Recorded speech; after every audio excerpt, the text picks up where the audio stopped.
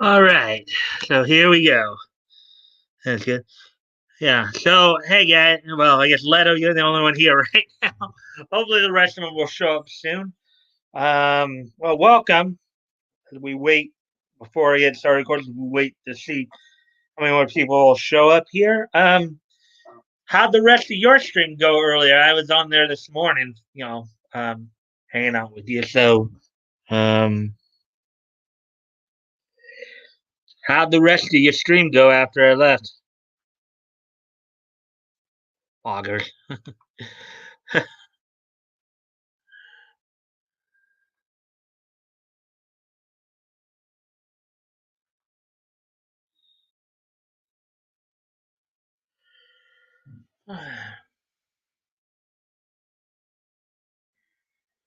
Hey, hey, hey, it's Fat Albert, and I've got a song for you.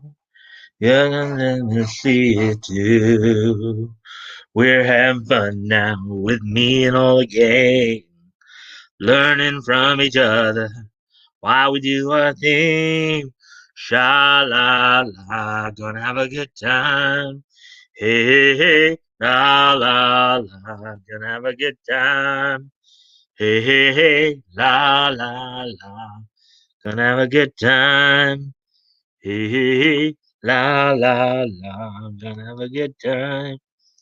Good stream for about hour and a half long, I guess hour and a half long, and went for then went for lunch, switched games, played for another hour and a half. Yeah, I saw you came back on a little while later there. I was busy doing some other stuff though, but um,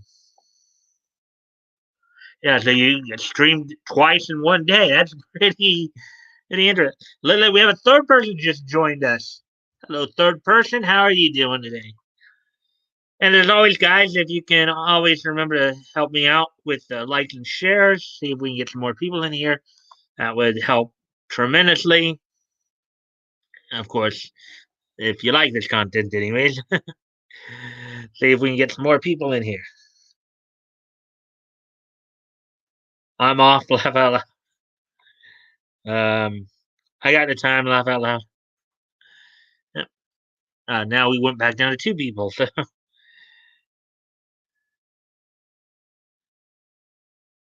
yeah. Hopefully we'll get people in here and stuff like that. And, we're coming up on 3.5 minutes. So depending on how many people, they wait up to 10 minutes to before I get started. Um, yeah, kind of hard to believe. Yeah. So I guess some weeks it's like everybody's in here. Like I think last week, most of the guys were most of you guys were in here already, like pretty quick last week. So got started pretty quickly. And this week we're back to kind of slow, slow and steady wins the race. Ah, Woody's here. Woody, yo, yo, yo, yo, yo, yo. Uh, hey, Woody.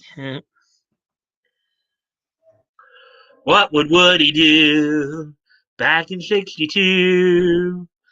Driving fancy cars, drinking in the bars, playing all the games, picking up the names. What would Woody do? What would Woody do? Don't worry, I'm seeing you gain some subs, so maybe they can't join us, but are here in spirit. Yeah, I'm back up to 106. It's like I got up to 107 and then went back down for a couple of days, back down to 106 apparently, and then now I'm back up to 107. So it's like fluctuating, but I'm still up over 100. So that's cool. I'm not really gaining a whole lot super fast. But I'm not losing a whole lot super fast. Wait, was Woody doing things in 62? Um, I don't know. I'm not even sure if he was actually. I think he was born, but might have been a very young child. It's kind of a one. It's kind of a play on the thing because the rhyming. You know what would Woody do back in '62? But also since he's one of our since he's one of our seniors, senior members here. Harking back to that time period. So, or 5 years old then. About long. And Leto, I don't know if you picked up on it, but with the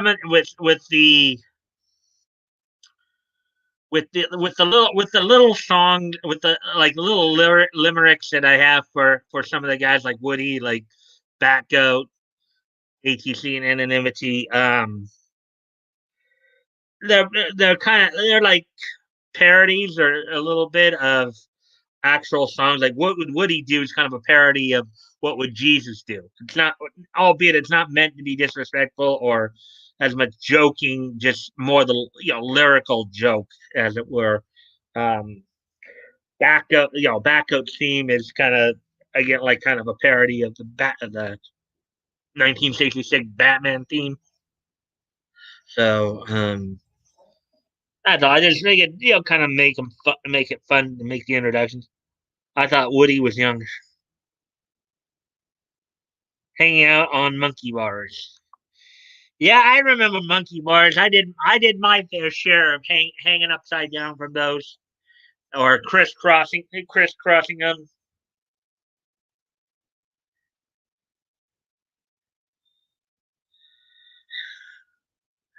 I'm sure Woody remembers that, right? I'm sure if Batgoat was here, he'd probably remember those too. Oh, we got four people now. So we got a fourth person joining us. Yay, four people. Batgoat, Batgoat, da da da da da da da da da da. Batgoat. Let's see. I'm used to being the oldest guy in the room these days. Even gents, sorry, what I'm scared of the monkey bars. I fell and got the wind out of me. Bleep them monkey bars.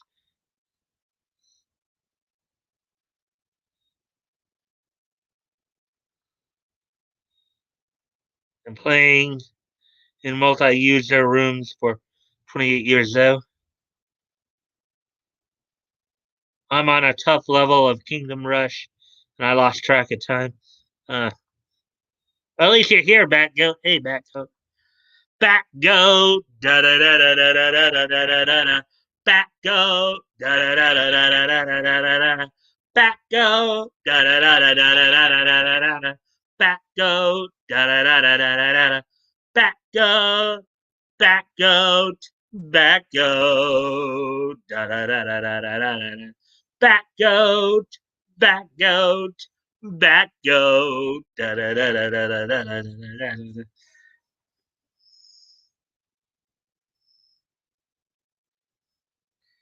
Hey, Woody Leto. Right, that game you mentioned. I got it written down. All right. Well, we're up to four people. We're coming up on 9.5 minutes. So we may get started here in another like 30, 40 seconds. As always, guys, if you can, I always appreciate all the likes and shares, of course. Um, I appreciate all the likes and shares that you guys can do for me there to help get the word out. So, anyways, without any further ado, let me go ahead and kind of give you a little bit of a preview of what's going on for tonight. Got was able to track down 6 stories, 4 from comic section and 2 from anime. Um, what we'll be looking at tonight, of course, um, the Marvel comic, something about a comic tropes YouTuber calling for Marvel to abandon the Punisher after Donald Trump protest rallying. See, we got a couple of Star Wars High Republic stories here. One of them being a rumor, and then we got bit of an interview, I guess, with Batman writer James Tinian the fourth. And also tonight, we got a couple of stories. One involving Shonen Jump, and the other involving Japanese cosplayer Nako and Wild Kick. So that's basically all those are the six stories we're going to be looking at tonight. There's one about the Punisher has actually been out for a few days, but I just chose not to cover it. We already had enough talking politics and Donald and all that, and so I figured, you know, not that we're gonna try to go too deep into it now, but tower defense games got popular about 10 years ago, where you just buy towers and upgrade and stop waves of creeps that come down the path. Oh, we got 5 people in here now. Yay, 5 people. Voice acting is funny. They really ham it up. Sound like Ren Renfest actors. Laugh out loud. Yeah, so okay, so we got 5 people in here now, so that's cool. Well, so the StreamYard says 5, the YouTube says 4. So anyway, so we're now past it. We're coming up on 12 and a half minutes. So without any further ado, let's go ahead and get started and take a look at what's going on in the world of niche right now. As I said, this story's been out actually for a few days here. In fact, it came out January 7th, which was last Thursday, but I figured might as well, figured, things are starting to cool down a little bit, so we can go ahead and report on this one, get you guys' opinion on it and all that. Um, let I saw some more stories on the parlor, and you're right, Mike. It's all politics. No idea why Amazon would block money from being made. Yeah, I mean that's kind of the thing with that. But actually, Parler is filing an antitrust lawsuit against Amazon. That should be interesting, claiming antitrust violations and breach of contract. So that's going to be an interesting fight he had. Big tech is delusional lefty. Yeah, Nick even reported on it earlier today as well. So the late Parler. Well, I wouldn't count them out just yet, Woody. They're working. I think they're working on it. I think one of because I was watching Dan Bongino earlier. He's got a podcast, and of course he uploads to YouTube as well. He's part owner of Parler, and he was talking about how how they may have actually Amazon may have breached their contract because they're technically, if they are going to shut them down or something like that, they actually have to give them 30 days according to the contract that they signed. So um yeah, so we'll see. I mean, they were saying that they might be back up anywhere between a couple days here and a week. So we'll see what's happened. It's just from everything I've been hearing about it, it's like one of those things where they basically need the time to try to find another web server. And I know Backo, you've talked about this. You said, by way of Tim Pool and stuff like that, the idea of dueling economies well, let's see, Glenn Beck called it parallel economies. where conservatives are going to probably need to establish like their own set of networks, their own banks, their own, you know, you know, to try to keep them from being able to do this kind of garbage. So, oh, anyways, let's get to let's get to these stories. So this first one, comic tropes YouTuber calls for Marvel to abandon the Punisher after Donald Trump protest rally in Washington D.C. So let's see what's going on here. Comic tropes YouTuber Chris Pierce called on Marvel to completely, in quotes, abandon the Punisher in the wake of Donald Trump protest rally in Washington D.C. The YouTuber, who has over 138,000 subscribers, shared a photo to Twitter of an individual wearing a patch featuring the Punisher logo overlaid on the American flag, um, or on the flag of the United States of America. Piers then wrote, "The seditionist that invaded the Capitol today wore a Punisher logo. I say Marvel needs to either aggressively enforce their trademark so it isn't printed everywhere or abandon the Punisher completely." He then added, "You can't allow your characters to be used by terrorists." Um, okay, here's kind of the okay. Obviously, there's obvious problems like going back to the idea of what is one man's terrorist is another man's revolutionary.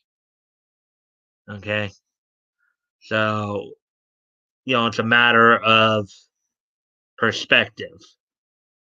First off, second off, there's not really much Marvel could really do to prevent them from using their use from wearing their shirts or what have you.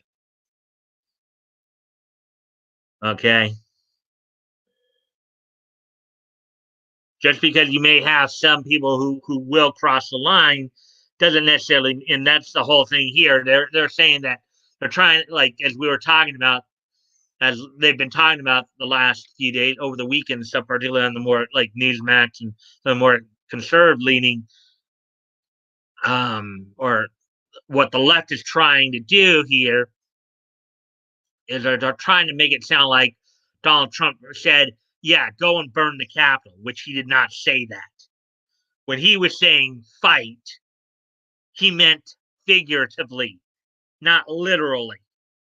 Albeit there probably are some in the, especially when you go back and you look at what happened this past summer, you look at all the violence that took place with the BLM and Antifa riots.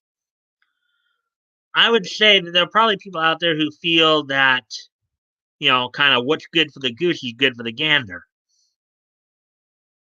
You know, it's kind of hypocritical for them to come and bash on conservatives act like this when they wouldn't condemn their own. So let's see what you guys have been.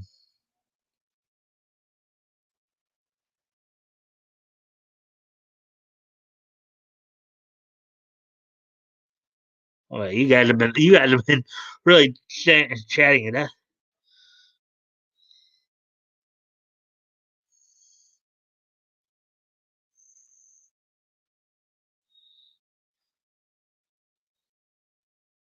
Okay, so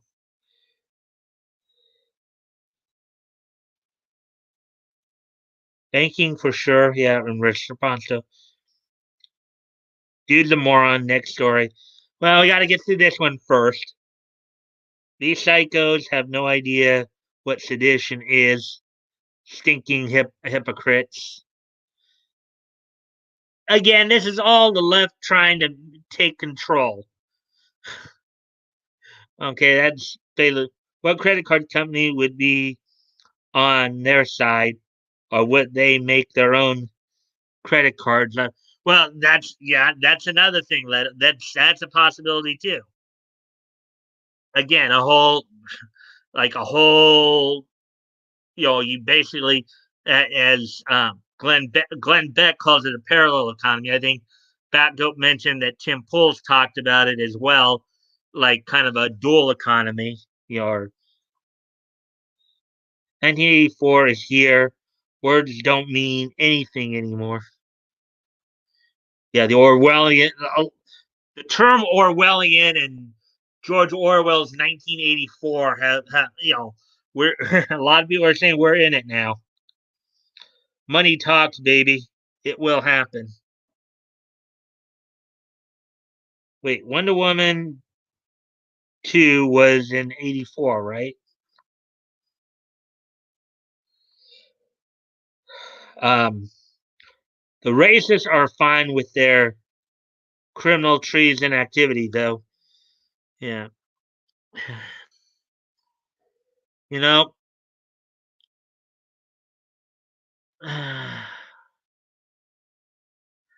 I don't really want to say too much more about it just because the way I might say it could be taken out of context. Backo, you and I have talked a little bit about it, but I don't want to say too much here because what I might say would likely be taken out of context. Um, so, anyways, back to the story here.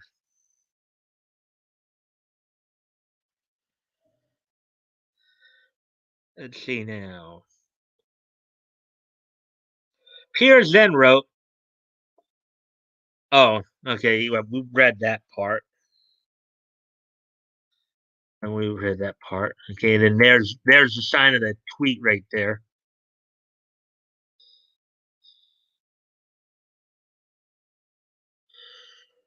Interestingly enough, Comic Tropes has appeared to show support for Black Lives Matter and even praised DC. Weren't we just talking about this? DC Comics writer and artist Frank Miller for showing off a piece of artwork in support of Black Lives Matter movement. So it's okay to use these characters for like Black Lives Matter, Antifa, but then if Trump or his supporters use it, then all of a sudden it's like a major problem. Yeah, you know what the word for that is, people? Hypocrisy. Hypocrisy to the nth degree.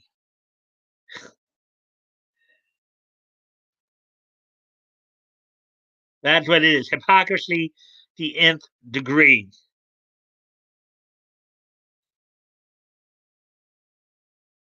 Yeah. Yeah, and the funny thing was, as I was mentioning Leto earlier, Parlor was making money for them. So, anyways, my tower defense. How about loud? Yeah. Piece of art called toilet paper. Yeah, toilet paper. Comic Tropes shared an Instagram photo of Frank Miller sharing a piece of artwork of a character putting their fist in the air. Hmm.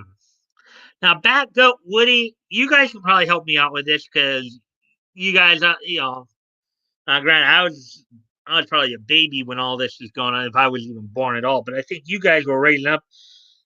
Wasn't the whole fist in the air thing? Wasn't that a Black Panther thing? Black Panthers, the militant African American group of the 1970s. Wasn't that whole fist in the air thing? That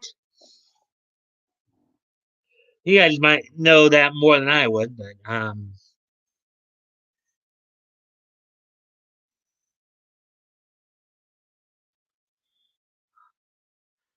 so anyways, they wrote they wrote Frank Miller has been putting out some really caring art and thoughts on social media channels recently from his support for healthcare workers to Black Lives Matter. He seems to much healthier these days. Yeah. And that's another, and that's one of the things in the arguments that Parler is making as well. That Parler is making as well. Yeah, Trump and his supporters are getting like canceled and censored on social media, but yet you still have people like the Ayatollah of Iran who constantly calls for death to America still being allowed on Twitter. The Chinese Communist Party still being allowed on Twitter. These people are actual legitimate terrorists that they allow on these platforms, and yet they banned Donald Trump because he used the word fight figuratively. So go figure that one out.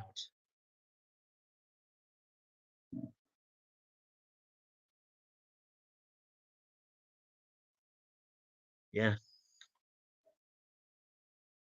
Yeah, 68 Olympics. Yeah.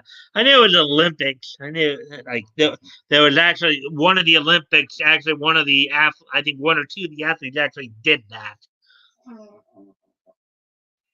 He got fined and his medal was taken away. Filthy racist. Hmm.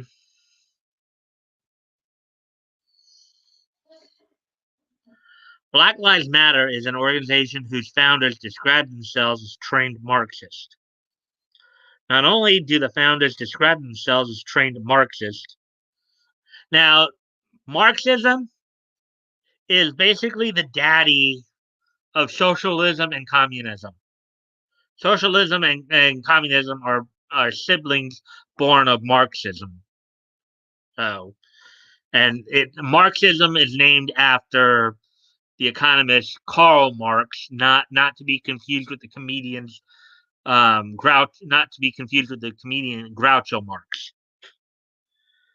But the organization advocates to dismantle cisgender privilege and uplift black trans folks, especially black trans women, um, who continue to be disproportionately impacted by trans antagonistic violence. I think we all want to call BS on that, don't we? I go off camera for a quick sec. I'll be right back, guys.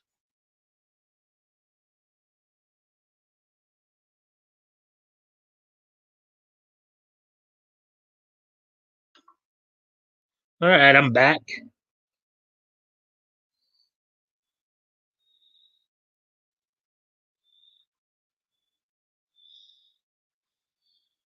Train Marxist, what a buffoon. Imagine if they start banning white comic book artists because they are drawing black people. You can't draw us, only we can draw some Antifa white guy. Yeah. Uh-huh.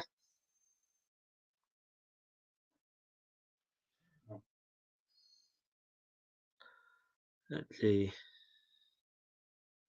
The Black Lives Matter organization also wants to disrupt the Western prescribed nuclear family structure requirement by supporting each other as extended families and villages that collectively care for one another, especially our children, to the degree that mothers, parents, and children are comfortable.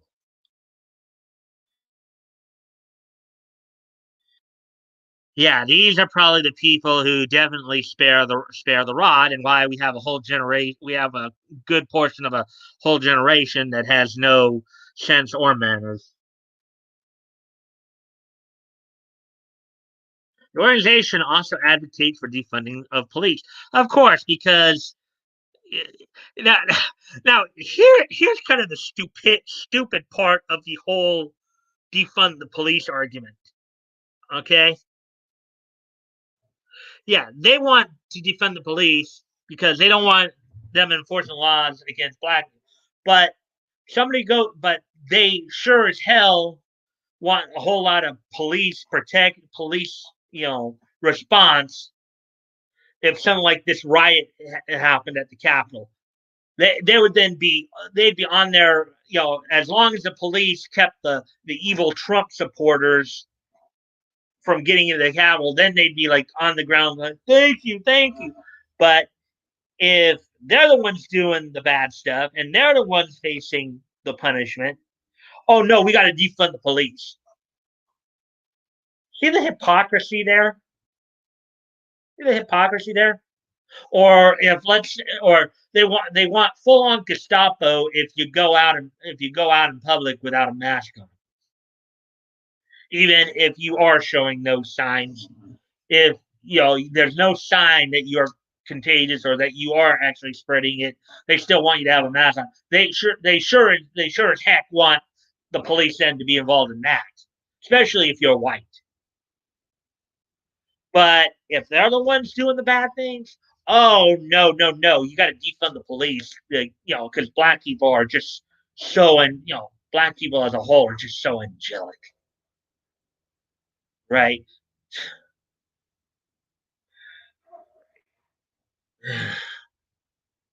Now, granted, I'm not saying that. Okay, black people, like white people, like Asian people, like Mexican people, like anybody, like any human being.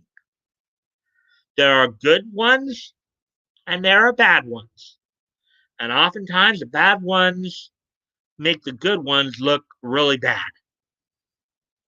We kind of saw that with the Capitol riots, where a few of the more hot headed and just stupid of the Trump supporters made all Trump supporters look bad.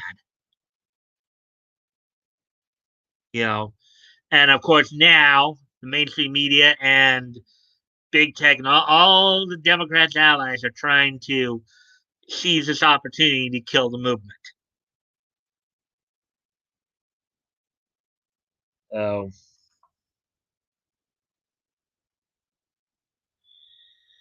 uh,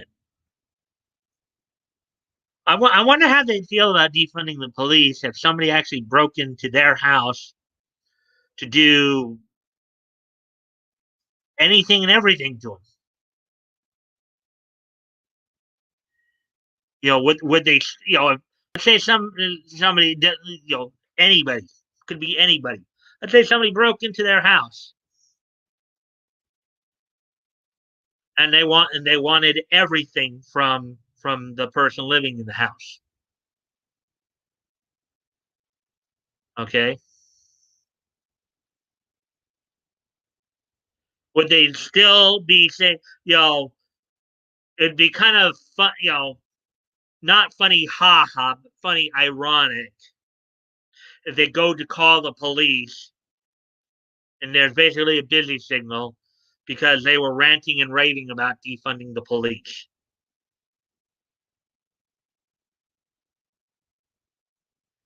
So, you know, so let's continue. So let's continue on here. The Black Lives Matter Los Angeles Twitter account wrote, "We don't want to hug the police. We don't want to kneel with the police. We don't want to meet with the police. We want to defund the police." Yeah, I'm sure you want to defund them until you need them to either push your unconstitutional agenda or until you're the actual victim of a crime.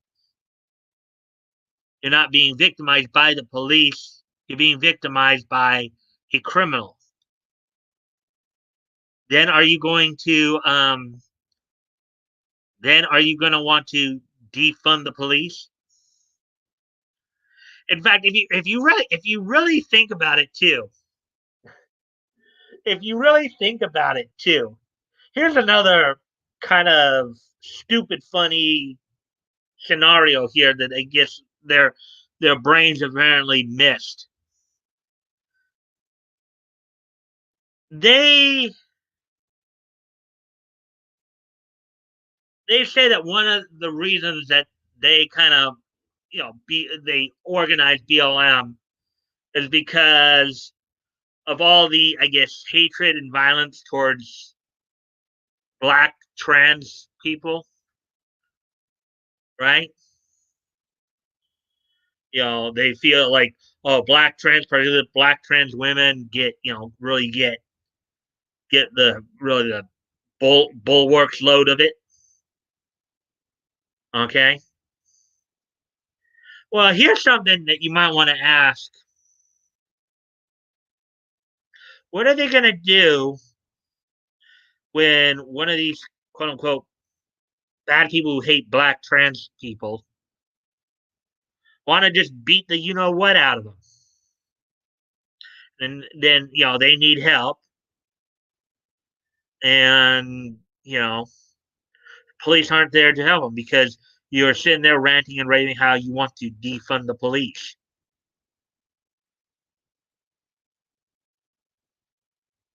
Hmm?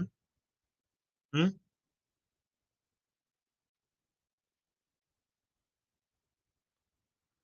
Granted, I know I'm preaching to the choir here, but um, these little life tidbits, need to be mentioned, mentioned very forcefully. These people to get it.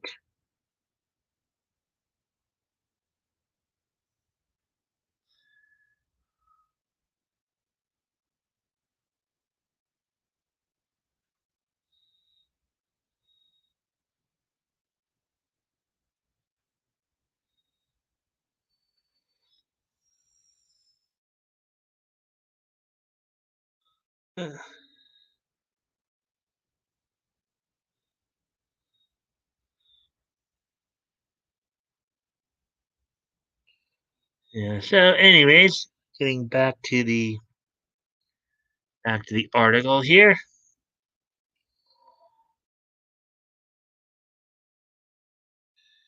They also made it clear they want to dismantle the police. Then you have a poster defund and dismantle. Yeah, until of course they actually become victims of a crime, then we'll see if they're still calling for the defunding of the police.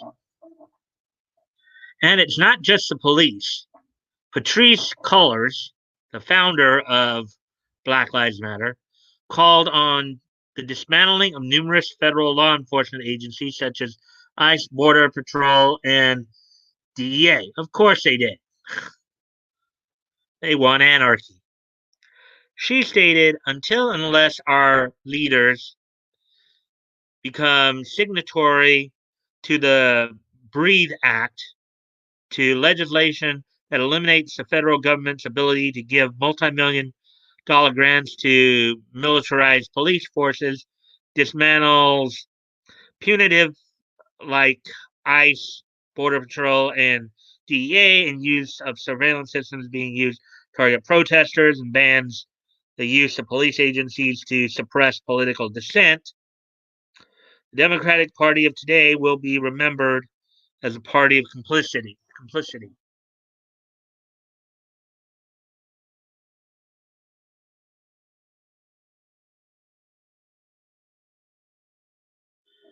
Riots in the wake of Black Lives Matter protests over the summer have also been reported as the most expensive in insurance history by Axios. Well, of course, because all the damage they caused. I mean, that's a no-brainer right there. Jennifer Kingson at Axios claims the vandalism and looting following the death of George Floyd at the hands of Minneapolis police will cost the insurance industry more than any other violent demonstrations in recent history. The arson, vandalism, and looting that did occur will result in at least $1 billion to $2 billion in paid insurance claims, eclipsing the record set in Los Angeles in 1992 after the acquittal of police officers who brutalized Rodney Rodney King. She added, "Yeah, I know some of you may be a little on the younger side, so you may not have known or remembered, but '92, those are the Rodney King riots. You know, down to two people apparently. Me working at adult theater, I can say that's true. A lot of trans black guys get the living garbage beaten out of them by other black guys. They don't know. They don't know. No means no from a straight dude. So what you're basically saying, Leto, is the violence isn't even coming. The violence isn't even, at least in your experience, the violence isn't even coming from a white person. It's actually coming from other black men. So, um, that's interesting.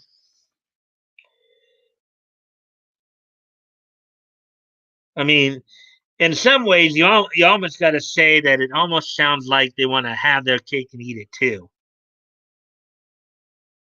So,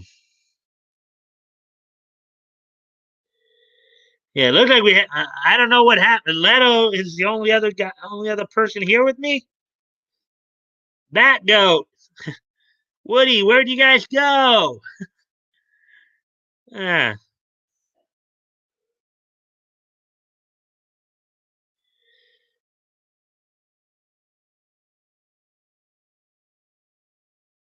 so okay.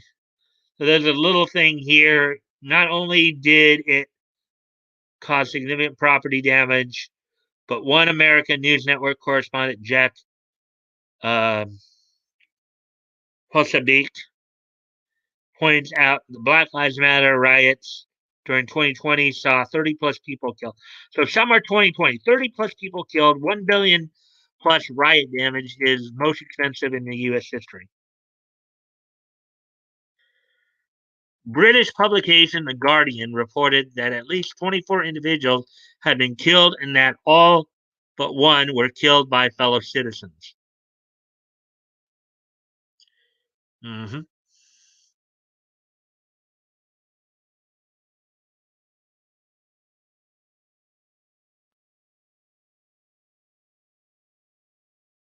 Comic tropes called for Marvel to abandon the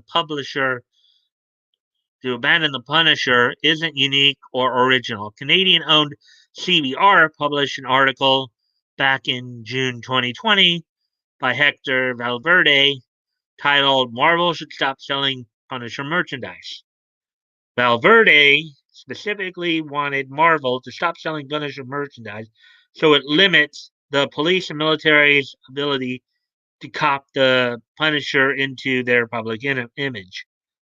He argued countless police officers have misguidingly appropriated the ragged skull on the Punisher's chest into a twisted symbol of justice fueled by aggression and dominance.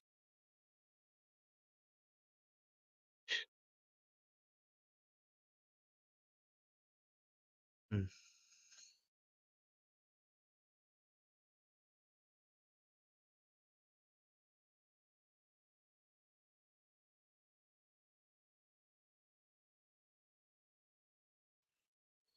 Oh, yeah. Sometimes YouTube acts funny.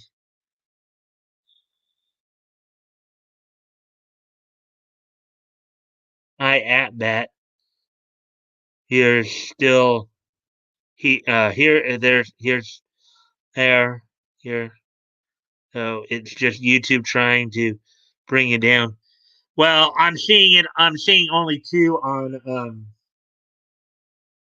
I'm seeing only two on StreamYards too. So here, let me try something.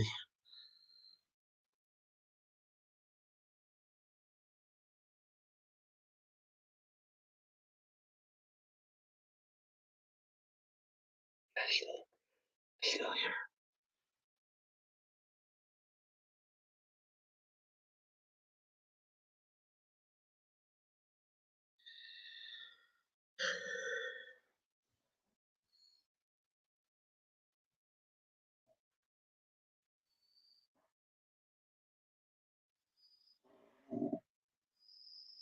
I just put up a little app message for them, so hopefully we'll see something from them.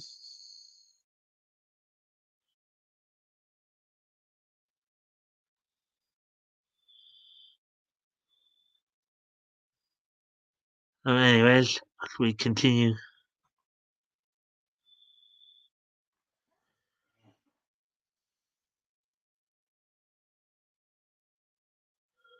Punisher co-creator Jerry Conway described the symbol as one of lawless police oppression and declared his intention to reclaim the Punisher skull logo.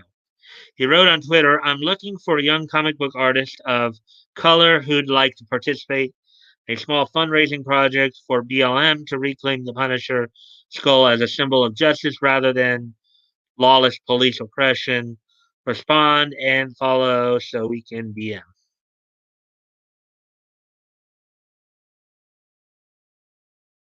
Conway would eventually reveal a number of Black Lives Matter Punisher logos called Black Lives Matter Skulls for Justice.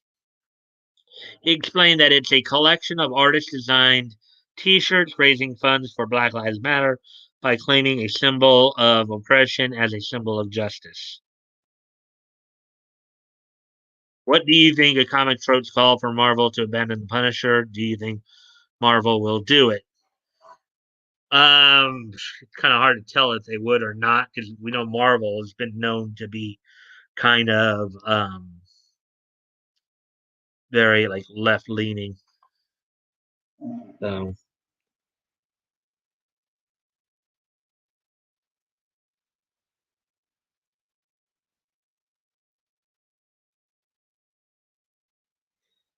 that goat little icon wouldn't show up. He wasn't logged in. Yeah, you just haven't.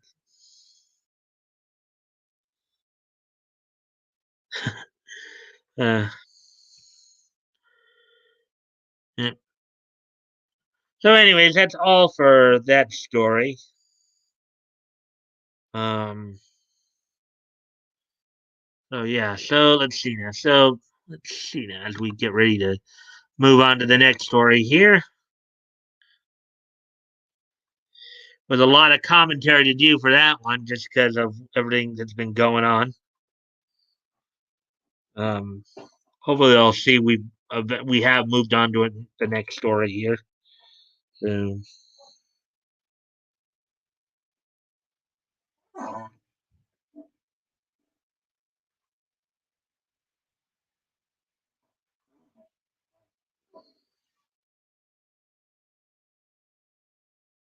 Star Wars High Republic author Kevin Scott admits to blundering how a lightsaber works. That's an interesting story. Star Wars High Republic author Kevin Scott admitted to making a pretty blatant mistake in regards to how lightsabers work in the first issue of Star Wars: A High Republic comic. The first issue, which was published by Marvel Comics on Wednesday, follows Jedi uh, Padawan Kiev Tanis and her master Skier.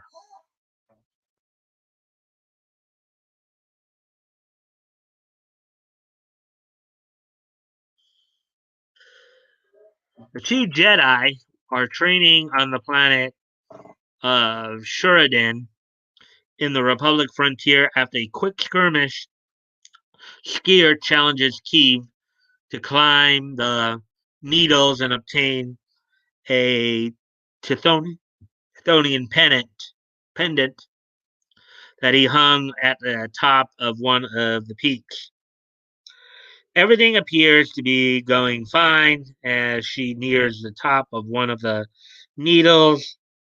Um, However, it begins to crack and fall apart. It eventually breaks, and Kiev begins falling down.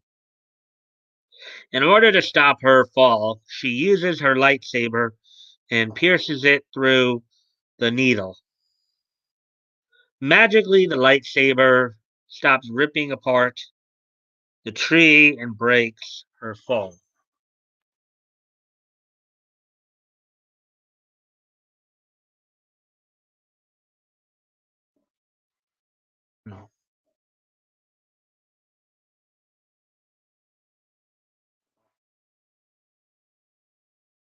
Oh, we got somebody back. So that's good.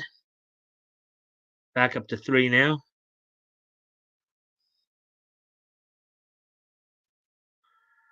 Maybe now that I've moved on from that story, maybe that's bringing them back. So that's cool. Okay, if you know anything about lightsabers, this is a huge continuity and lore error. The lightsaber would continue to rip through the needles and would not break her fall and become lodged in it as lightsabers practically cut through anything. Um, they can even cut through blast doors as shown by Qui-Gon Jinn and the Phantom Menace.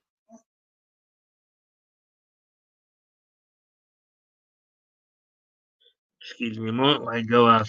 I'm gonna go off camera here for a moment here. Before I do that, they don't know how lightsabers work. Laugh out loud. They don't know how Star Wars works. KK under pack of screeching. Hey, Bat Goat. Thank you for coming back. I wasn't sure what happened. But anyway, I'll be right back.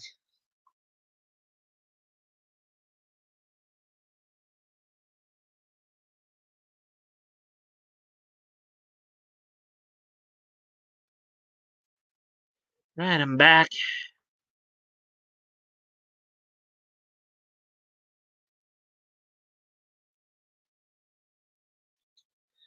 Now there are materials that are resistant to lightsabers, such as an electrostaff, a Z6 riot control baton, and a Beskar steel. Mandalorian Beskar steel. However, this needle does not appear to be one of the materials that is resistant, as we see the lightsaber cutting through the needle. What makes this mistake even more egregious is that just a few pages before it is shown Skier's lightsaber cleaves an entire tree in half, showing the cutting power of the lightsaber.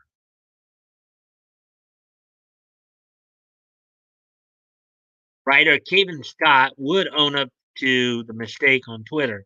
He wrote, "Yeah, that one I'll take on the chin." The author then went on to explain what he would do differently in order to fix the error. He explained, "If I could go back and do the page again, I'd suggest she grabs a needle of rock once she's used the saber to slow her."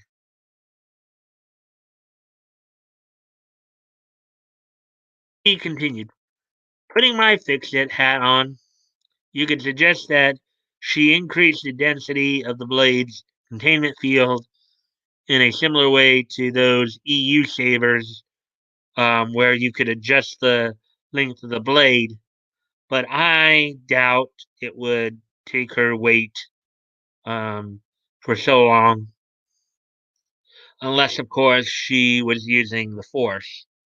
Um, anyway, thanks for getting in touch. Hope you enjoyed the rest of the issue. He concluded. Anyways, I gotta go off camera again here.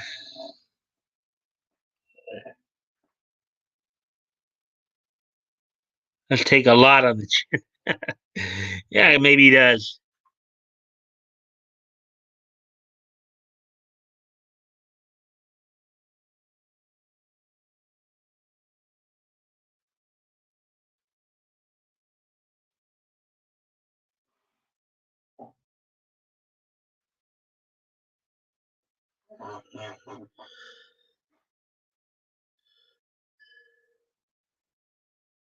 Apparently, not only did it get by Scott, but it also got past the editorial team at Marvel Comics. That includes assistant editor Tom Groneman, editor Mark Paniccia, and editor in chief C.B. Cebulski. Hmm. There's a grand group of brain trust, huh?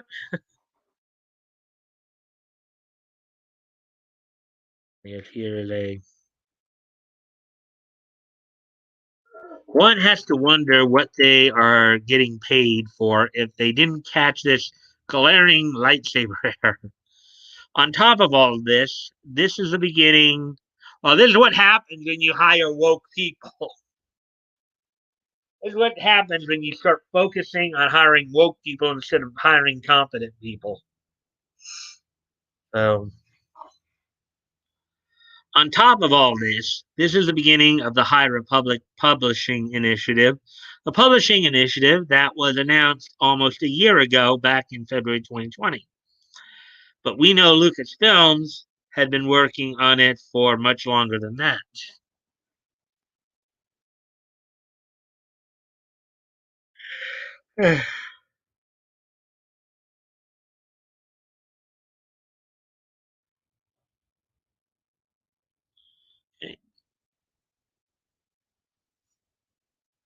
Scott himself said he'd been working on the publishing initiative since 2018, when it was going by All Star Initiative. In a blog post from April 2019, Scott wrote, "Project Luminous is the code word for the top secret Lucasfilms initiative I've been a part of since last summer, cooking up something big for Star Wars." Then you actually ding donged it with that error. Anyway, I'll be right back, guys.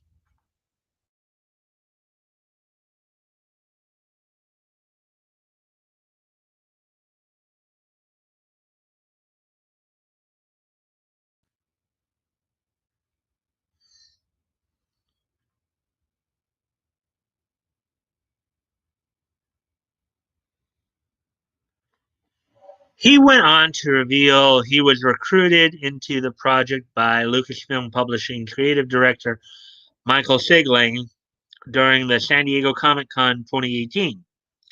It all started when I was invited to take part in what was then being called the All Star Initiative by Lucasfilm Publishing's creative director Michael Sigling. Mike dropped the bombshell over breakfast at San Diego Comic Con and swore me to secrecy. He later added, a few months later, in September of 2018, the five of us were whisked off to legendary Skywalker Ranch in California to join the Lucasfilm editorial team and Sony Group to start work on my vision for a massive Star Wars event. Yeah.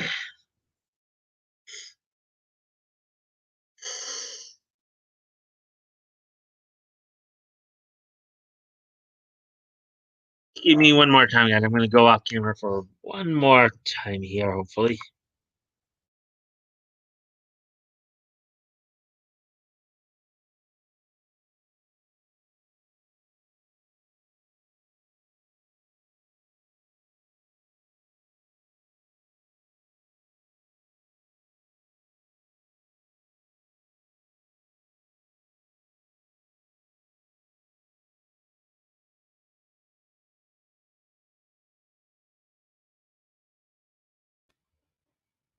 Well, look who just popped in. It's anonymity.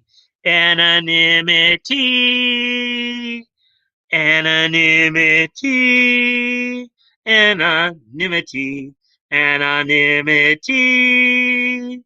Anonymity. Anonymity. Hey, hey, just got home, going to eat and be listening in. Okay. And then everyone, hey, hey, Anon. Yo, yo! And as always, guys, I always appreciate, of course, the likes and the shares. They do help out. Hopefully, we can get some more people in here. Um, I just heated up my leftover seafood. Hey, Solid's here as well. Hey, Solid. We're actually into the second of six stories, so you got here just in time. You missed the first one, but ain't that so? Imagine we live in a time where we hire someone by the color of their skin and not by their talent and knowledge they have as an individual. Yeah, I think Martin Luther King's got to be rolling over his grave right now. Hey, Solid. I'm here. Yes, you are, my friend. You are. We saw you this morning. Ate some seafood pasta with the missus. Threw down 80 buckets of Popeye seafood. It was D good. I was working. Uh huh. Yeah, we know. I'm eating leftover potato miso soup. Mmm, miso. Hey, Solid. Anyways, to finish up this story, a comic book with its major misuse of a lightsaber had been in the works for almost 3 years, and no one in that time was able to catch it, so it could be changed. It was the actual readers and Star Wars fans who spotted the error. Let that sink in.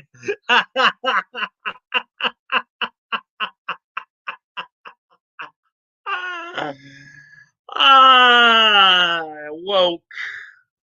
The brains of the woke are so weak. Oh, boy.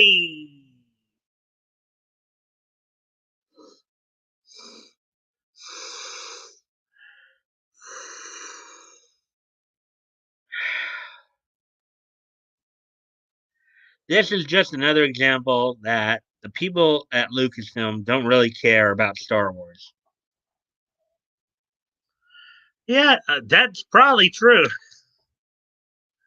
They either don't care or they're just blooming idiots, or maybe it's both.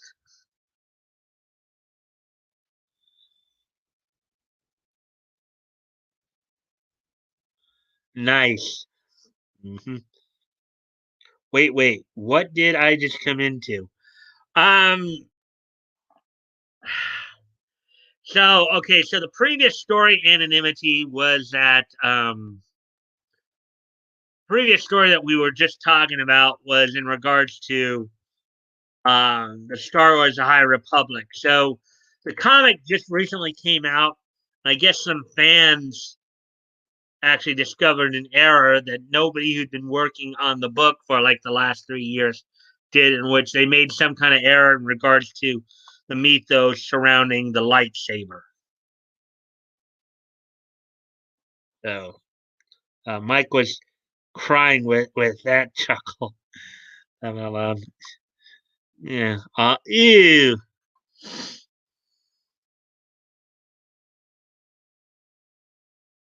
Yeah. But anyways, and we also covered, of course, that one right there, comics from YouTuber calls for one. You guys, if you guys miss stories, as Leto would point out, and always go back and check them out later. But anyways, so on to the next story here.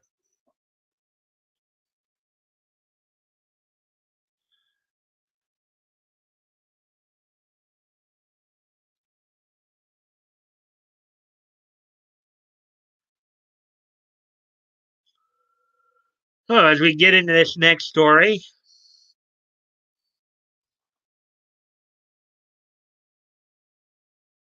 Batman writer James Tynion the Fourth, or Tynion, whatever how you pronounce his name, explains why he chose to have Bruce Wayne lose his fortune.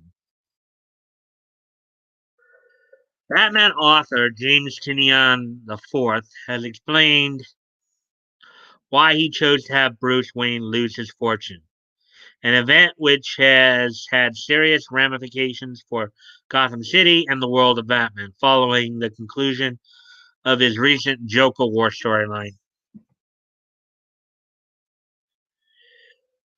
That kind of reminds me from back in the 40s, Classic Comics, which is where DC picked up characters like Captain Marvel and the Marvel family, Bullet Man and Bullet Girl, um, Spy Smasher. They had a character that they picked up from them called Mr. Scarlet, who was often described as a poor man's Batman. So now I guess they decided to make Batman poor.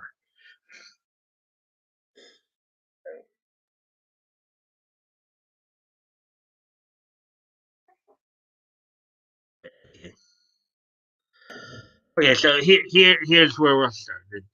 Batman author James Tynion IV has explained why he chose to have Bruce Wayne lose his fortune.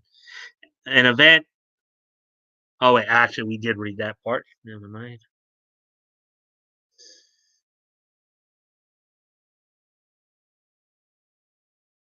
Over the years, the Wayne family's immense fortune seemed to grow as necessary for narrative purposes, often being used as a unique Deus ex machina out for the intelligent and tech savvy yet otherwise powerless Cape Crusader.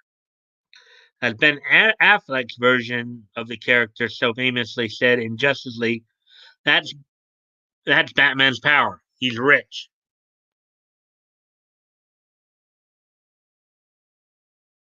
Sadly, fighting crime and upper dimensional cosmic entities is going to be a little harder for Bruce going forward, as he can no longer rely on his fortune to escape sticky situations. Losing his status as a billionaire to the Joker's machinations during Joker War, the Dark Knight's fortune remains officially out of his control after a heist by Catwoman placed the fortune under control of Lucius Fox. In short, he can no longer rely on Wayne Tech to replenish the tools in his arsenal, or if need be, fix and replace the Batmobile. Oh yeah, this is let's like really strip the rich guy because we want everybody to know that rich people are bad. And I think is kind of the undertone here.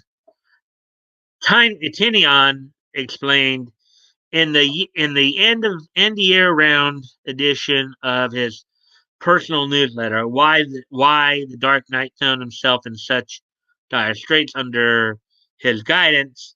Quite simply, Tinian no longer wanted crime fighting to be so easy for the vigilante. I almost kind of get the impression this is another like this is kind of in that same vein as the whole defund the police idea. Yeah, let's strip Batman. He's probably the most mortal of all the one of the more mortal crime fighters and probably the lone non superpowered member of the original Justice League. Let's take away everything that he contributes to, because we want to make a point. That really shows something, doesn't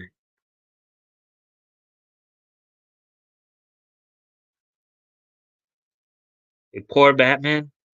This is making me laugh. Civil War has started. Good guys are winning with Mondo, and the anticipation of Obi-Wan Star Wars is now Favreau Filoni instead of Kathleen. She's not long for this world, boy. Be careful with that back. Somebody might take that out of context.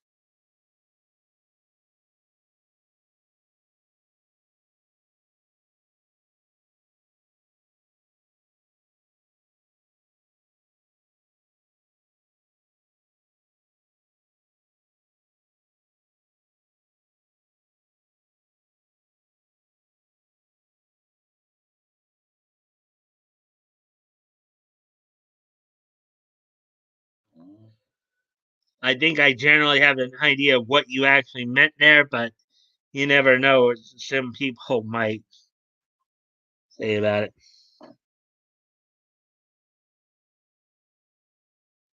Finish driving here. Our world's world. I mean, yeah, I figured you probably that's what you meant. But for all we know, some wandering Looney Tunes might wander in and see that and think, oh, he means something else. But I knew what you meant. But I'm just saying. Hey, Solid, good to see you and off work now. Evening, Solid. Yep. KK is just another example of feminism promoting garbage over qualified people. hmm It could get set up that way. Let's strip his money because politics now, but they can easily do it and make it a what if, and it'll be pretty interesting. hmm I fixed it. I fixed it. Yeah, I saw you did. I saw you did there back when I acknowledged it. Even I knew what you probably meant. I believe I knew what you meant. The richer he got, the more tools he had, and the more he learns about each of his enemies. The more it feels like Batman should be able to take down literally any threat that comes in front of him in a matter of minutes. Tinian wrote, so my theory was let's make it harder to be Batman. First, let's bring him back to being a less problematic kind of wealthy, he continued. Bruce Wayne millionaire rather than Bruce Wayne billionaire. He's not so rich that he could effectively buy Gotham City and fix it overnight. There are a bunch of much wealthier people than him in the city trying to maintain their power and influence, and Batman is from their world and fighting against them. He doesn't have the ability to just buy and sell them and walk away.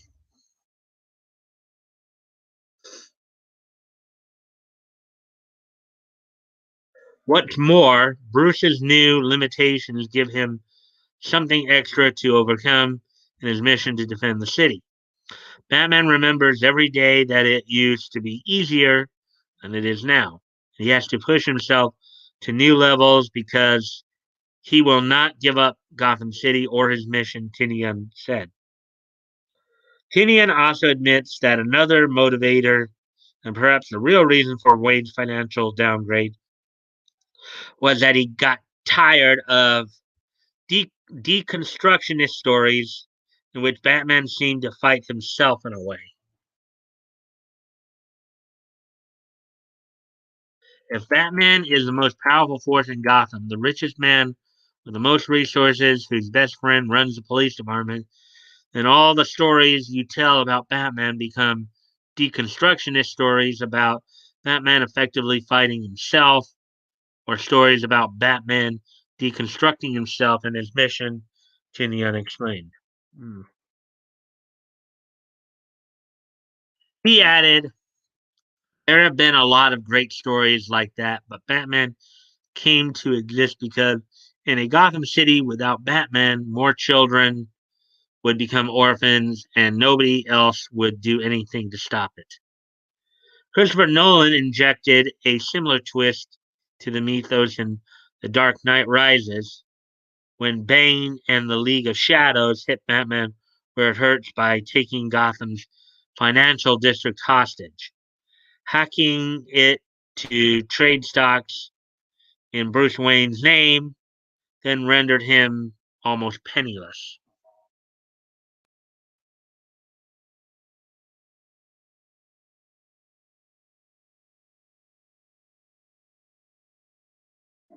Though he may have taken inspiration from the film, Tinian's Batman will simply be less rich rather than outright broke, and definitely not broke in the way Bane would have it.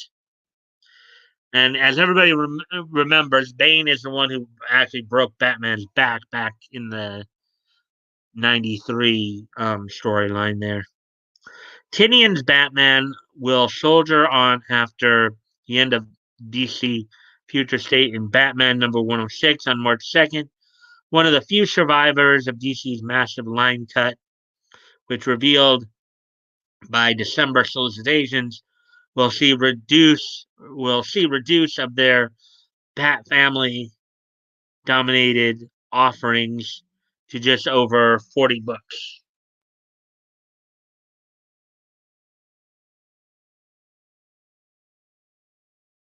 What do you think of Tinian's approach and philosophy? Does a less wealthy Batman change the way you look at the character? Comment below. Well, here's the thing. It's not exactly as I meant, and I know some of you may have missed this earlier, but I mentioned this earlier. The concept isn't a new concept here, okay? Because Fawcett did it back in the 40s with Mr. Scarlet and Pinky. Okay, they had they were kind of a poor man's version of Batman and Robin.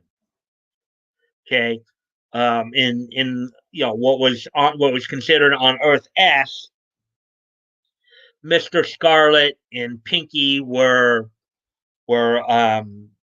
public defender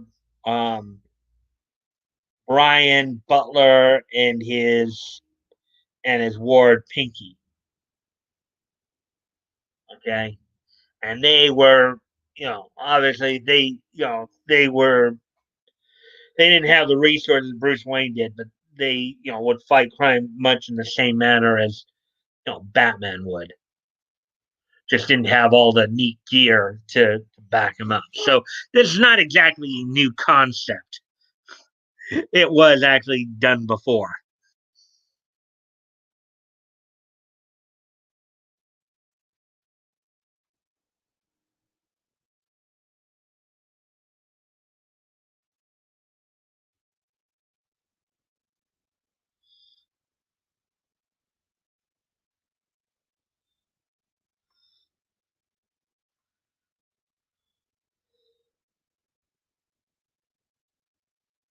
Problematic, and they went there.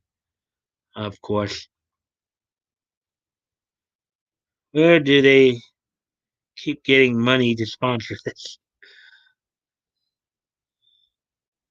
I was sold at a poor Batman as a what if, but not because he's problematic. SMH. Problematic, written by a bleep and lefty. They are getting dangerous. Just a thought. Watch your back, boys.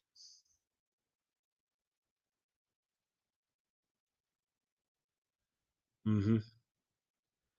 They're emboldened right now, Batgoat. It will turn soon. We are not alone. Good point, brother. I'm chill. Bane breaks Batman's back. Bane proceeds to spray paint BLM on Batman's cape. Yeah, well, what I'm referring to, and I kind of alluded to it, I think even the other day when we talked a little bit about when we went through the Azrael article, sort of there was a storyline back in the 90s there, or late 80s, early 90s, in which Batman first encountered Bane. Bane broke his back during their fight.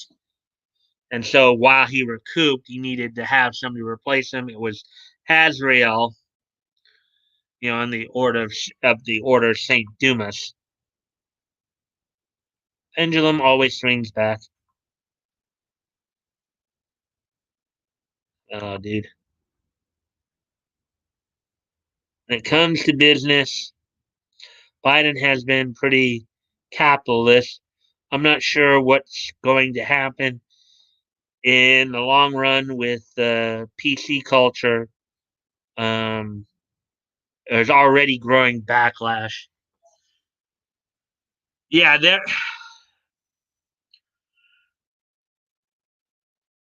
there's gonna be after the whole thing with Trump is settled, and hopefully he doesn't. You know, first off, there are a lot of constitutionalists who are saying that it's unlikely that Trump will actually be convicted of impeachment because one, even if let's say the House does vote to send the articles, I mean, they can't really send them over until like January 19th. They can't really act on them until like January 19th, the day before Biden's inauguration, for one thing. And also, the possibility is they can't really impeach him, at least according to Alan Dershowitz. They apparently cannot impeach him after he's left office because the whole point of it is that impeachment is the removal from office. What they're trying to do, of course, is they're trying to prevent him from coming back like 4 years from now and running again. But this is all part of the bigger movement of trying to just kill the whole America First movement altogether so they can keep their power in place. So that's the thing. But yeah, anyone seen in that Apocalypse War DC movie? I don't think so. Check it if you have time. We're up to 5 people now, so that's cool. And we're actually coming up on an hour and a half, so I better get moving on. Let's see. I think about halfway through already. Um, let's get to the last story here. The last comic story, anyways. Comic television. Rumor. Star Wars, The High Republic team, furious with Jon Favreau.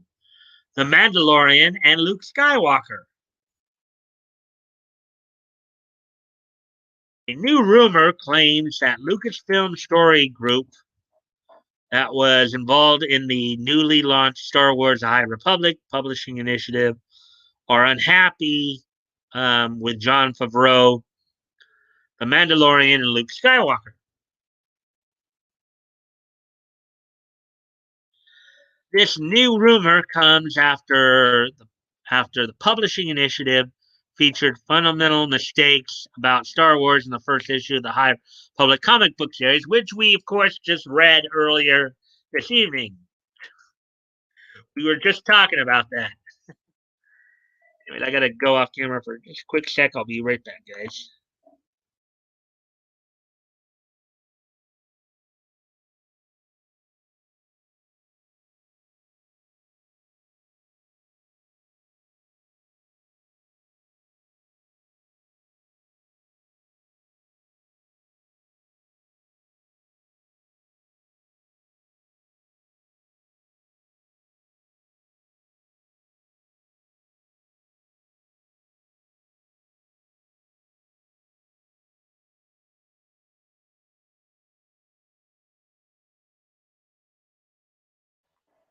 All right, I'm back. Let's see.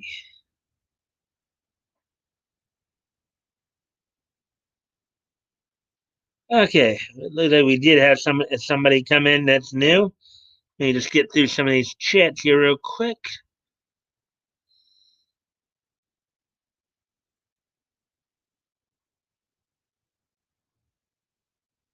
Um, okay, let's see.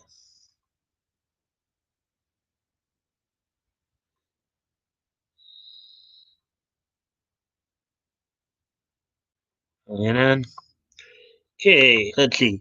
Best Boy Accelerate. Hello, I'm new here. Hello, welcome to the stream, Best Boy Accelerator. I'm glad you joined us. We're just going through some news articles here. Hopefully, you'll enjoy the content. Hey, Best Boy. Hey. Okay, that's interesting. How are you? I'm good.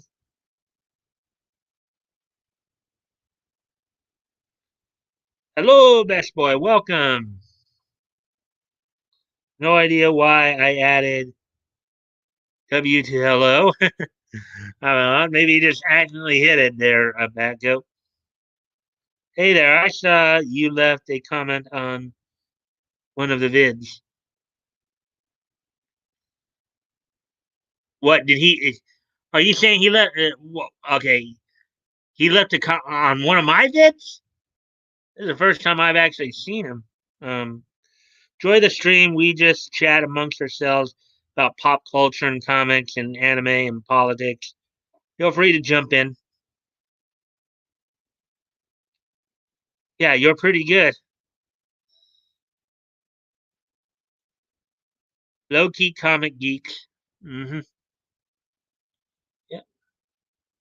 Well, and we have something special we've been doing on Friday nights as well. That if you're into comic history, you'll probably enjoy as well.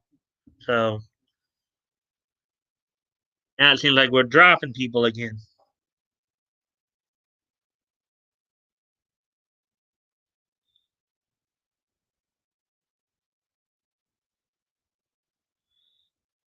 Sorry, I meant one of mine. Okay.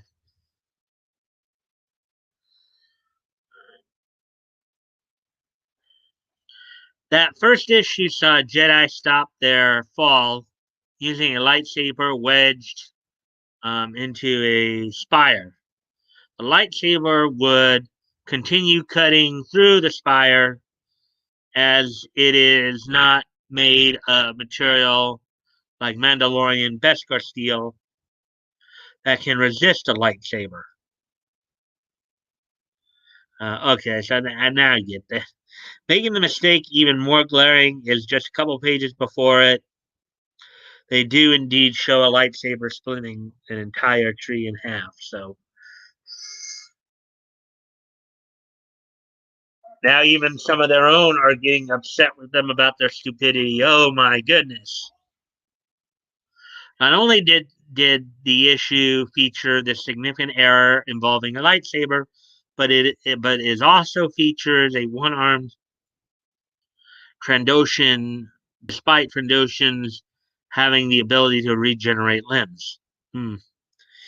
In the Kanan Star Wars Scum and Villainy book, Imperial Security Bureau agent Andressa Devo explains Transdoshans um, are a hardy lot. The preserved jar holds a torn arm from a Transdoshan male, ripped off cleanly by an enraged Wookiee. Analysis of the shred skin samples from Bosk's domicile from the match.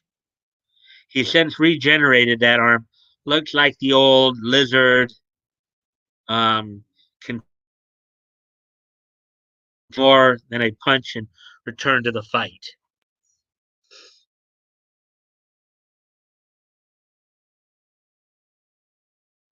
Now this now this new rumor from WDW Pro at Pirates and Princesses claims that the Lucasfilm Story Group believes that the reveal of Luke Skywalker in the finale of The Mandalorian second season took all the oxygen out of High Republic. Apparently, they are actually furious as they are not told that Luke Skywalker would show up in The Mandalorian. WDW Pro explains, worse, I'm told they're furious because they weren't informed about Luke Skywalker being the season send off surprise.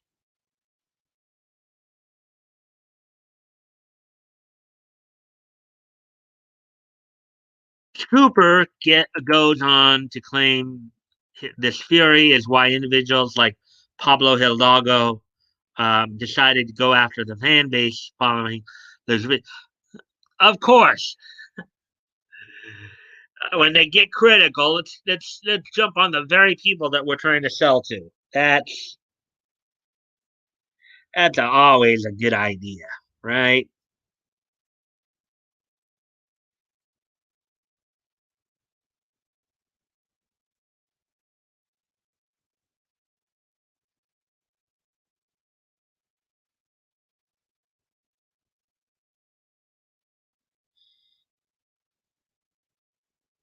Stop looking at your numbers, Mike. Your eyes will fall out.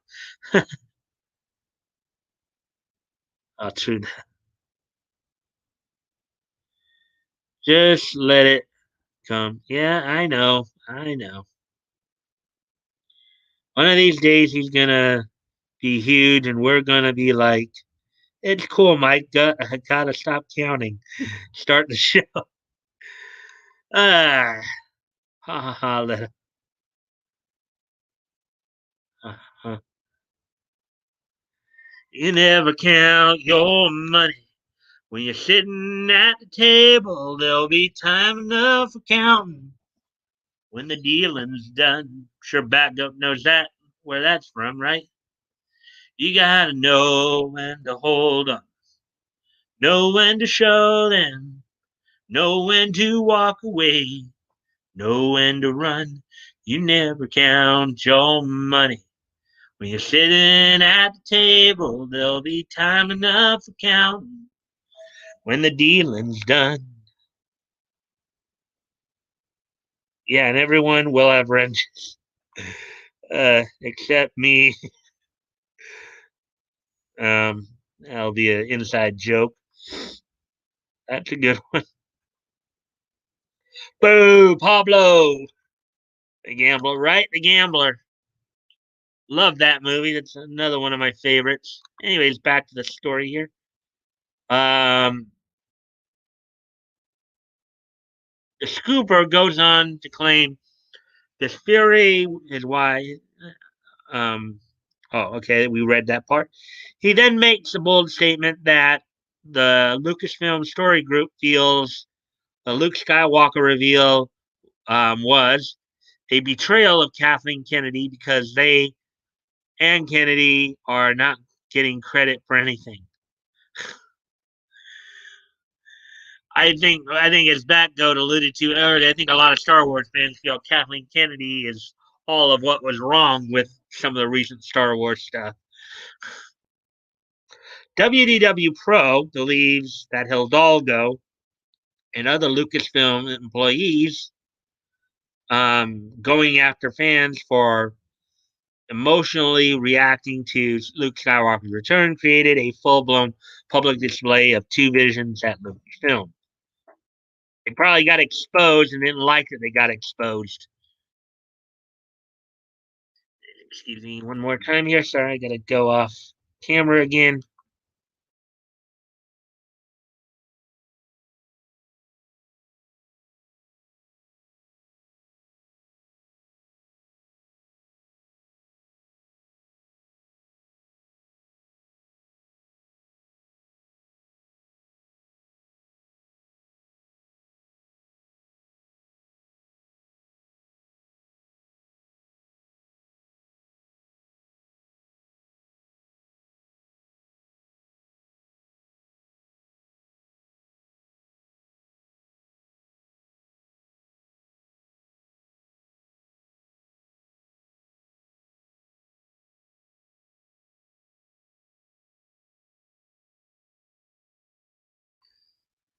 Forgot I was off camera. Anyway, KK sucks. I vouch for that statement. True, true. Yeah, I guess the statement I just made about most Star Wars fans feel that she's everything wrong that's gone wrong with Star Wars in the last few years here.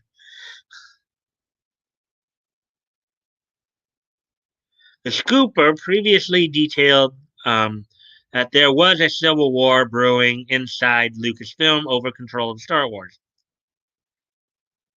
He claimed that battle was raging between Kathleen Kennedy and John Favreau factions. With the Kennedy faction involved with Star Wars Resistance, Star Wars Forces of Destiny, Star Wars Galaxy of Adventures, Solo, and the sequel trilogy. Favreau's faction at the time appeared to be only working on The Mandalorian, but given the announcement at the Disney Investor Day 2020 presentation, it's expanded to Ahsoka, Rangers of the New Republic, and the Book of Boba Fett. Boba Fett.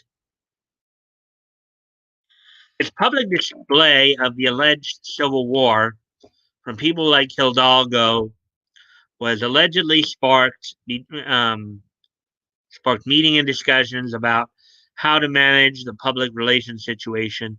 High Republic people reportedly want Filoni and Favreau to speak in a complimentary fashion about the High Republic.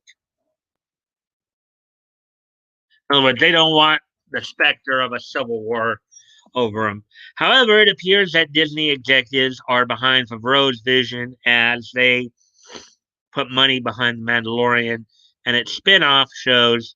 WDW Pro um, claims my sources say that Bob Iger's fully behind John Favreau. He concludes his scoop stating, keeping Luke Skywalker a secret from almost everyone at Lucasfilm has sent a message loud and clear. Favreau is in charge of The Mandalorian, every spin-off series and film that comes from it. And Favreau is in charge of the only Star Wars fans seem to care about. There are no consultations with Lucasfilms needed in the future. He and Filoni are in the driver's seat, he added.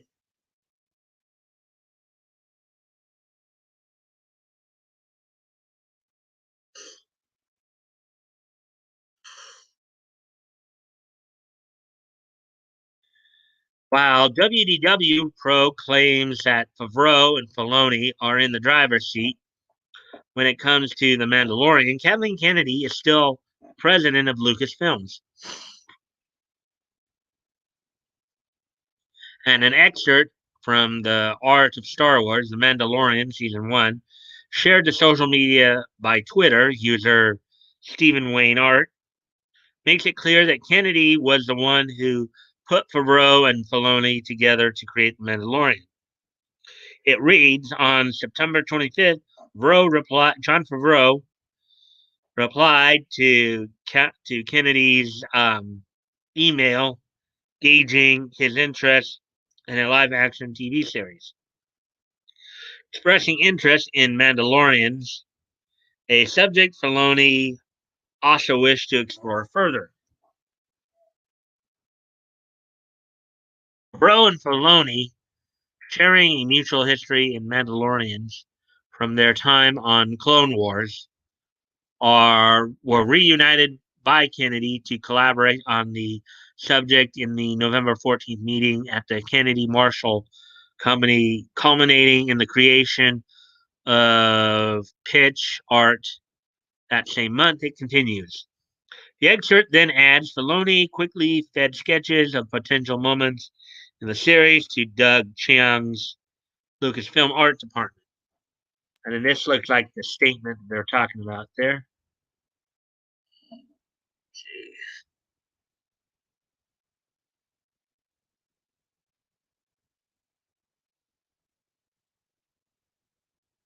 Unlike this, I'm glad I'm not a huge Star Wars fan. I'd be peed. I used to be. Sorry, that goat. I'm in the 77 club. My dad took me and my little bro to see it when I was 9. I remember it well. My little mustache wasn't gray back then. It was much shorter too. Yeah, and probably white from drinking all the milk, right? Probably had like a lot of kids, a lot of milk mustaches. About loud.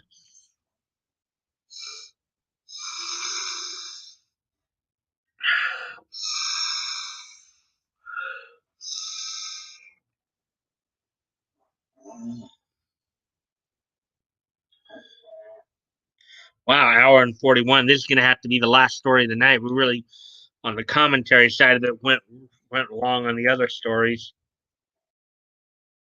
Probably get to the two anime stories tomorrow night. What do you make of this alleged new rumor? Do you think Lucasfilm People are upset with the return of Luke Skywalker. Where do you see Star Wars going into the future?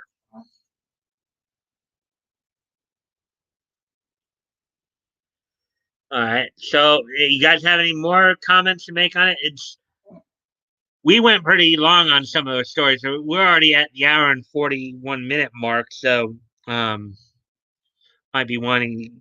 I don't know if I'd have enough time to get through the other two stories because the bounding into comic stories are pretty lengthy at times. Um,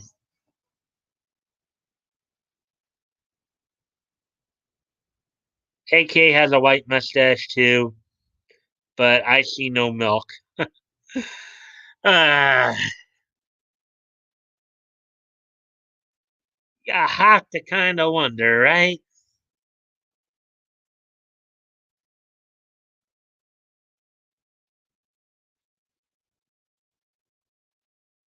Yeah, as I said, I had a couple of anime stories, but I'm looking at the time here. We've been here hour and 42 minutes already, so I'll save the other two stories for tomorrow. Add some more in there, particularly with that first story. That one has a lot of commentary on it. Okay. So I guess we'll start winding down a bit here. It looks like there's a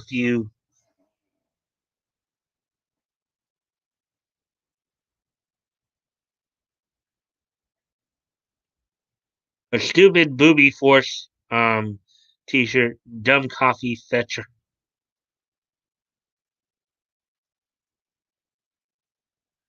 Perfect. uh,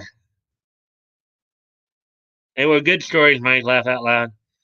Yeah. Sorry, solid. Roast, dude. Uh, so, anyways, guys, that said, I think it's a good time to start winding down. Are you guys ready for this day in each history?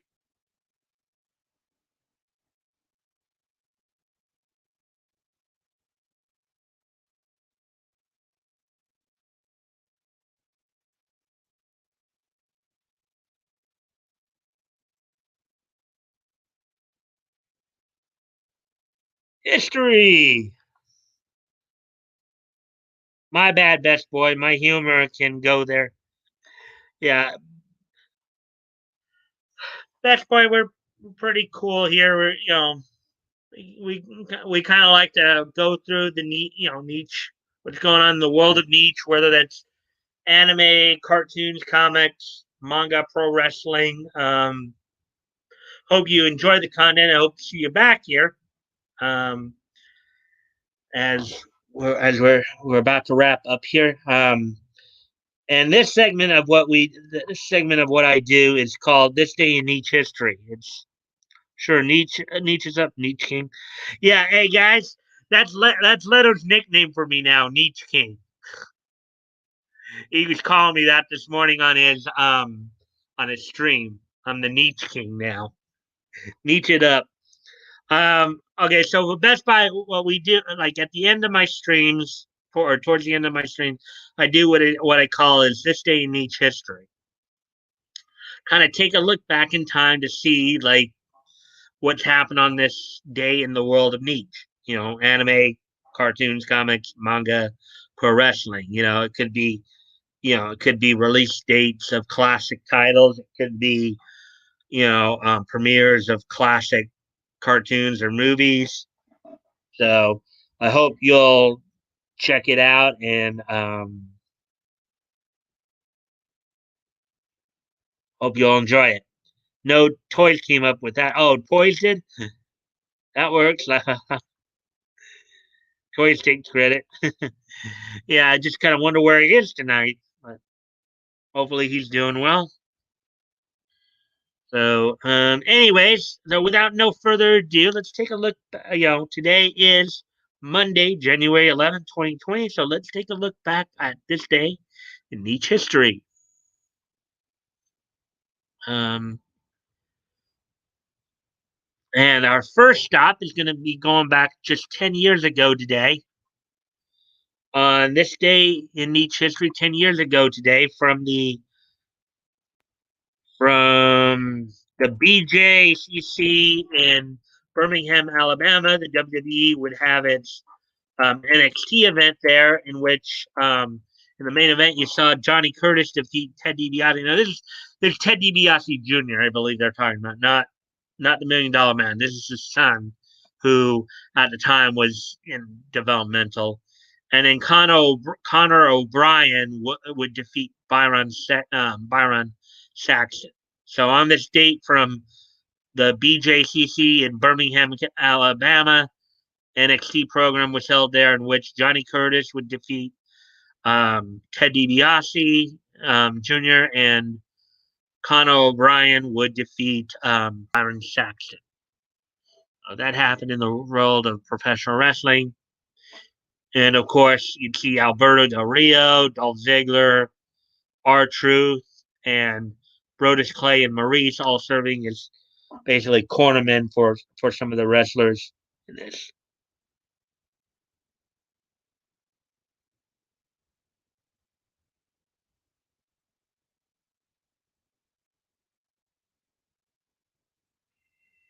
I'm sure he's fine, just doing dad stuff, I bet. Yeah, yeah, I know. So without no, oh, why did I do that? Oh, because I was going to need to do that anyways. So moving on then to the next piece of history. On this day in 2016, which was 5 years ago today, um, several titles premiered on this date in Japan. Several anime titles premiered on this date in Japan, including Gonzo's Alcana, Four Rhythm Across the Blue, A1 Pictures, Grimgar of Fantasy and Ash. A1 Pictures, of course, is the company that gave us Fairy Tale. We also had a Simple Thinking About Blood Type, Snow White and the Seven, Snow White with the Red Hair from Bones, and we also had TQ and Undefeated Bahamut Chronicles, and Yamashibai Japanese Ghost Story. So all these titles I just mentioned all premiered on this date 5 years ago in 2016.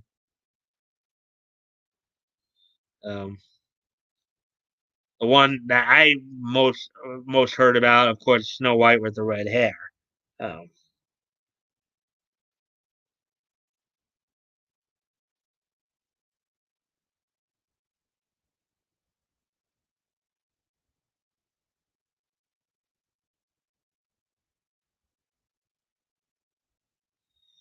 and into fairy tale. Well, obviously this isn't directly as much about fairy tale. It's just the company that gave us fairy tale gave us that one as well. So I'll be back. By the way, I'm not a Drainer Gang troll. I did see that stream. Oh, I'm sure you. I hope you will. I hope you're enjoying the content here, and hope you'll find it informative and entertaining. And maybe with some of the stuff you find out, maybe you'll want to look it up yourself and check it out. For yourself. So that's part of the reason why I put it out there. Stream. So hopefully, welcome. As I said, again, welcome to the group, and hope to see you back more often. With that being said, let's get to the last piece of. Let's see, Letos. That's something a Drainer King would say. Best boy laugh out loud. Uh, but still welcome. Yep.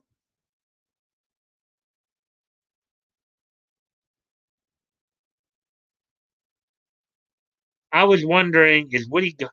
Yeah, I haven't seen him since earlier. I guess he didn't.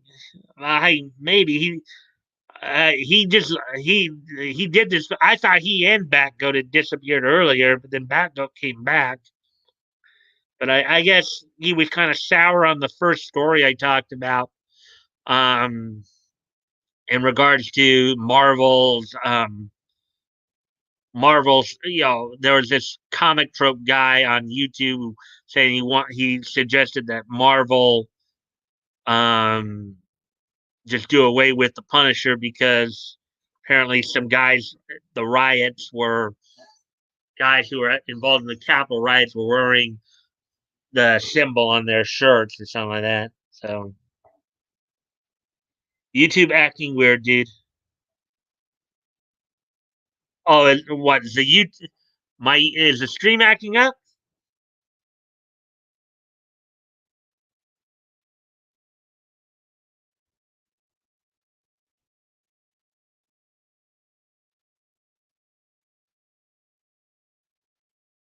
Is the stream acting up, Leto, or is that just the general thing about numbers, like you were saying earlier?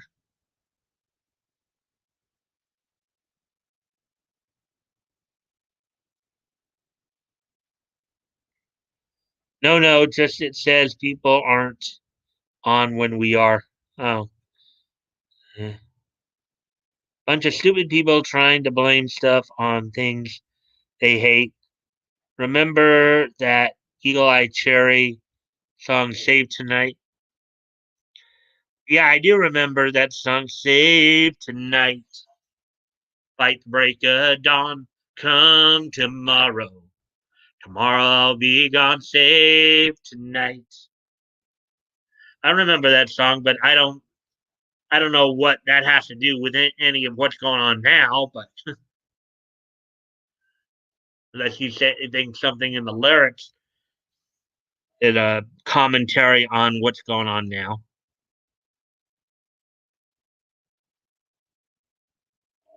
Anyways, so let's get to the last piece of niche news before we head out here, which we'll go through the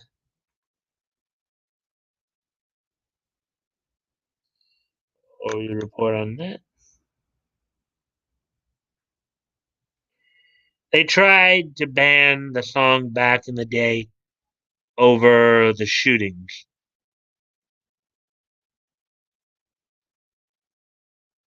Okay, I don't. What shootings are you talking about? And Save Tonight has, as far as I know, Save Tonight has nothing to do with shootings.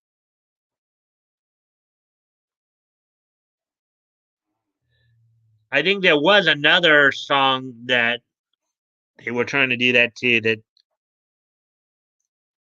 we're gonna have to fund a karaoke machine for Mike.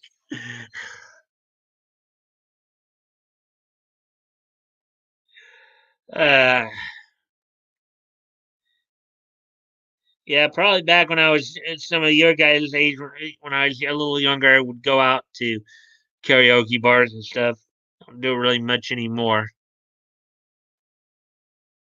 All right, so last piece of niche news here for tonight. On this date 4 years ago today, the 250th issue of Betty and Veronica Double Digest Jumbo Comics went on sale on this day 4 years ago today. Cost $6.99 and was 256 pages. That's got to be some thick comic right there. But then I guess that's why they call it Jumbo Comics. So on this date 4 years ago today, Betty and Veronica Double Digest Jumbo Comics number 250 went on sale on this date 4 years ago today. So, what was the big one back in the day? But anyways, the two teens were listening to that song the night before and something stupid. Uh, Archie, yeah. Well, Archie, a long history. A lot of Archie comics goes all the way back to the 50s. There, well, there might be the third, but well, I mean, look at the page I have up there in the share screen there, right? if you go to like the far left there, you have DC, and then you have Marvel, and then you have Archie, and then you have Charlton right there, Dark Horse, Dell, Gold Key, Harvey Tunes, and Image. So Archie was a YouTuber. It'd be PewDiePie. Um, it makes so much content. Yeah. Are there any Archie movies? Um, I don't think there are any movies as far as I know, but I do know there have been a few cartoons over the years that have featured some of Archie's characters. There was, of course, the there were like two or three of them in the like late '60s, early '70s. There was the Archie Show, Archie's TV Funhouse, and Sabrina the Teenage Witch in the early '70s. But I know there was another one in the '90s as well, a live action one. But there was also Archie's Weird Mysteries in I think the early 2000s. So just the show. So, anyways, now that we've covered all that, Riverdale show on CW. So okay, that's I guess a newer one, but all right, guys. Well, we're 1 hour and 58 minutes, so we're coming up on 2 hours here. I thank you guys again for joining me tonight. Be back tomorrow night. The two stories I didn't get to tonight will be part of tomorrow's news coverage.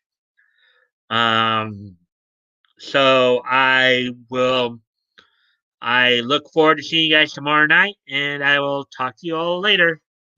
Good night and goodbye.